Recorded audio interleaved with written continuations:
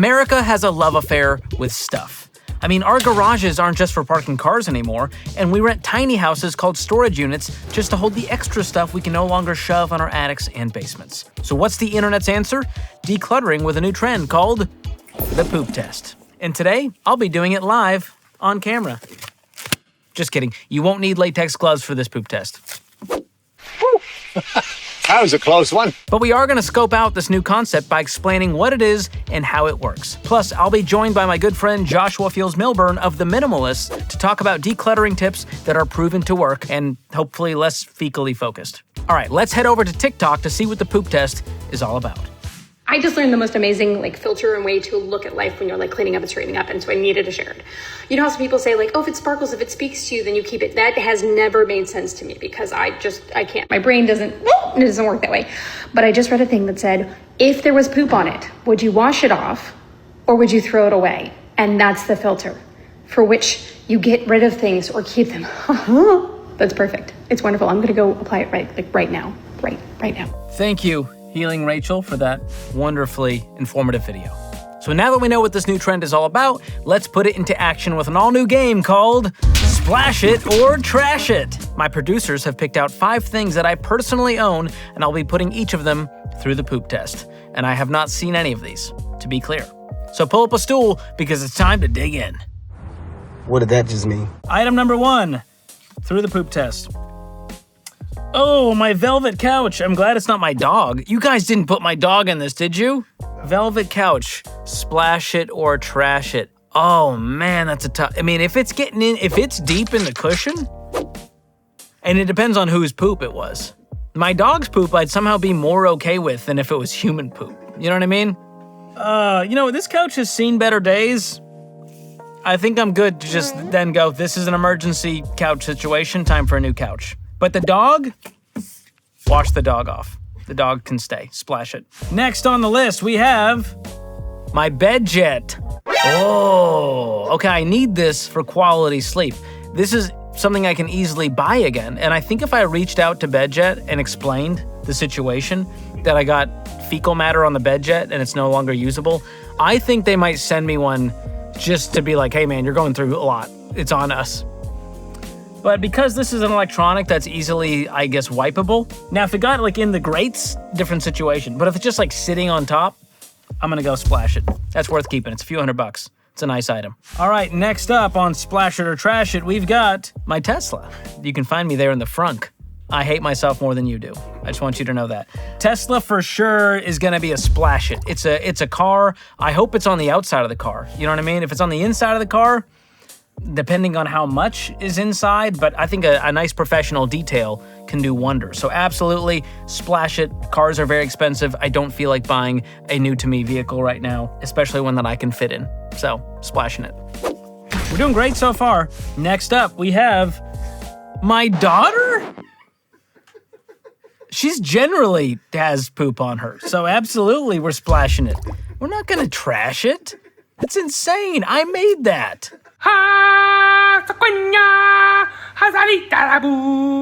Golly. Also, thank you for putting the emoji over her face, because I guess one day she'll see this video and hate me even more for it. But I guess she'll have good proof in therapy of what happened, what caused the trauma. We can point back to the poop test video where I featured her and the team said, hey, would you trash a baby or would you clean it off if it had poop on it? So this will pay for her therapy. I hope it gets lots of views.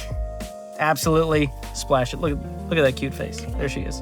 And lastly, I don't know where we could go from here. Lip balm. Wait for it. Nailed it. Lip balm is absolutely going to be a trash it situation because it's $3. So it really depends on the value of what it costs and the value to me personally, emotionally. I don't have a lot of emotional attachment to this particular lip balm. But if you think I'm gonna have a chapstick, a chapstick brand, get out of here. That stuff makes your lips more chapped. Prove me wrong. That was a lot of fun. I had a good time. I don't care if you did. Some things are just for me. So obviously, the poop test is hilarious, but is it effective? Well, let me start by saying that I'm totally on board with the reason the poop test exists, because having a bunch of clutter in your house is usually the result of spending money on a lot of crap you don't need, pun intended.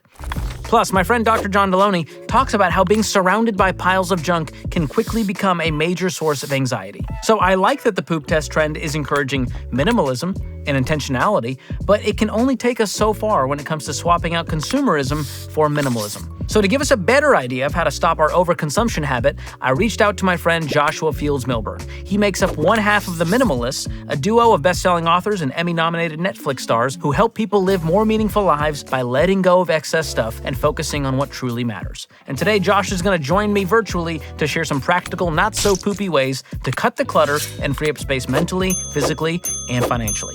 But before we get to Josh and ways to clean up your clutter, let's take a quick bathroom break so I can tell you about the best way to clean up your digital footprint. And that's by signing up for Delete Me, a sponsor of today's video. Thanks to AI, phishing attacks and other types of online scams have gotten really sophisticated. And if your personal data is floating around on the internet unchecked, you got a big target on your back. And that's why Delete Me combs through hundreds of shady data broker sites to remove your personal info and make sure it doesn't fall into the wrong hands.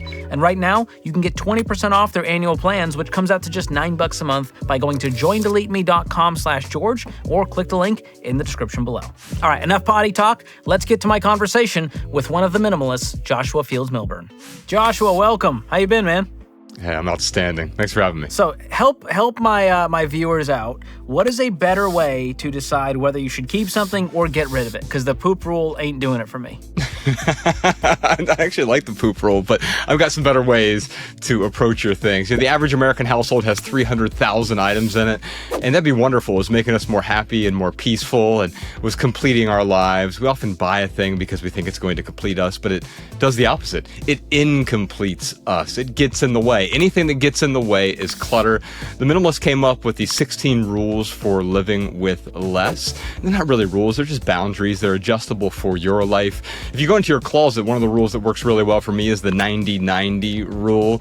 You pull out anything that's in your closet. You know, those old sweatpants from 1998, or maybe you have like an oversized jacket you haven't worn in a while, or that sweater, and you ask yourself, have I worn this in the last 90 days? And if the answer is no, then okay, will I wear it in the next 90 days? Because right now it's the end of summer, and no, I haven't worn my winter coat in the last 90 days, but yeah, I know I'm going to wear it within the next 90 days, so I'm going to hold on to that. But if the answer is no to both of those questions, then I give myself permission to let it go. If 90 days is too radical for you, then make it 180 days. Or if it's not radical enough, maybe it's the 30-30 rule for you. The important thing is that we own a lot of clothes that we never wear. Another thing that really helps with my clothes is the hate that shirt rule. You ever go into your closet, you put on a shirt and you're like, I don't know, man, this just doesn't fit me that right. It looked great on the mannequin, but it doesn't look good on me. I kind of hate this shirt. Well, I don't just put it back in the closet and say, well, I'll just get rid of it someday, or maybe I'll put it on, I'll keep it just in case, right? The hate that shirt rule says, instead of putting it back in your closet, get rid of it, donate it, sell it, get it out of the house. If you hate it today, there's a great chance you're gonna hate it tomorrow. Here's one more for you. I call it the spontaneous combustion rule. You can take any item in your home, you pick it up and you say, okay, if this item were to spontaneously combust, how would I feel? Would I feel a sense of loss? Like, oh, that's my favorite coffee mug. Or would I feel a sense of relief? Like, whew, I'm so glad I don't have to deal with that anymore. And if it's the latter, if I'd feel a sense of relief if that thing spontaneously combusted, I want to get it out of my life once and for all. Get it out of the home today. I love those. And honestly, if something spontaneously combusted in my house, my first question would be, why was there an explosive device in this thing? That's frightening. But I love the concept. That's a way better version of the poop rule. Yeah, if this right. exploded randomly, that's way more exciting. Then like, who got poop on this again? You know, that's not as fun. So decluttering can get overwhelming. Like when I unload my junk drawer, I just go, oh gosh. What's the easiest place to start when decluttering when you feel overwhelmed? I'll tell you where not to start first. Don't start with the difficult things. Don't go to your sentimental items like, oh, that thing grandma left me when she died 14 years ago. Oh, should I get rid of it? I don't know. It's just so precious to me. You know, There is no such thing as a sentimental item, though. There's only sentimental people. If I gave you my sentimental items, you'd be like, get rid of these. These aren't sentimental to me at all. But I always start in the places that we spend the most time in. It's either the living room or the bedroom. Those are areas that we spend a lot of time in, and so we have a lot of mental clutter that is caused by the physical clutter in those spaces. In fact, our material possessions are just a physical manifestation of whatever's going on inside us. So if I look around my house and I've got a lot of external clutter, it's because I have a lot of internal clutter, emotional clutter, spiritual clutter. Maybe I have calendar clutter or relationship clutter or financial clutter or career clutter. There's a lot of clutter in our lives, and it starts with the stuff. What this really gets to as well is the accumulation of stuff. Like we have tiny houses called storage units that Americans put their extra stuff in just in case. So how do we stay content in a culture that says you need more? And what about if? And just in case? How do you just pause and go, I don't need that? Oh, those are the three most dangerous words in the English language, just in case, because they allow us to hold on to anything that we might need in some non-existent hypothetical future. I can justify holding on to anything. Why deal with it today when I can just put it off until tomorrow, right? And so we came up with something called the just in case rule. It's in the Minimalist Rule Book. You can download it for free over at theminimalists.com.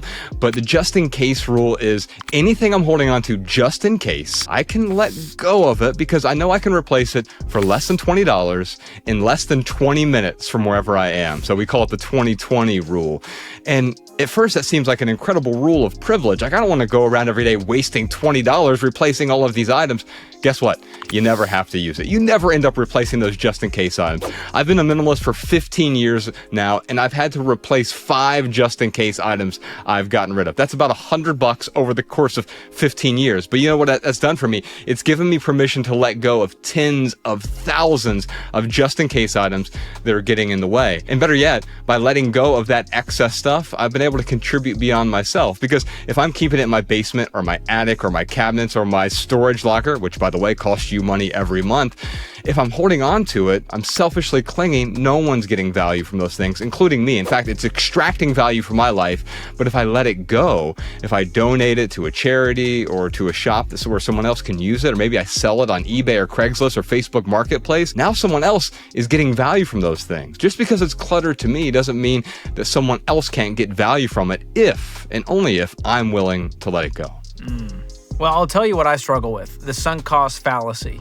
I go, hey, I paid good money for that thing. You want me to just donate it to Goodwill? No, I'll list it on eBay or Facebook Marketplace. I'll get around to that someday. Then you're getting lowball offers of $5. You navigate 17 messages with people not showing up. You end up selling it or giving it away for a measly price. And then you're just angry with yourself, going never again. And then you repeat the process. So how do you speak to someone like that who kind of has that wired in them? Or who goes, hey, I declutter once a year and suddenly the clutter enters my life again?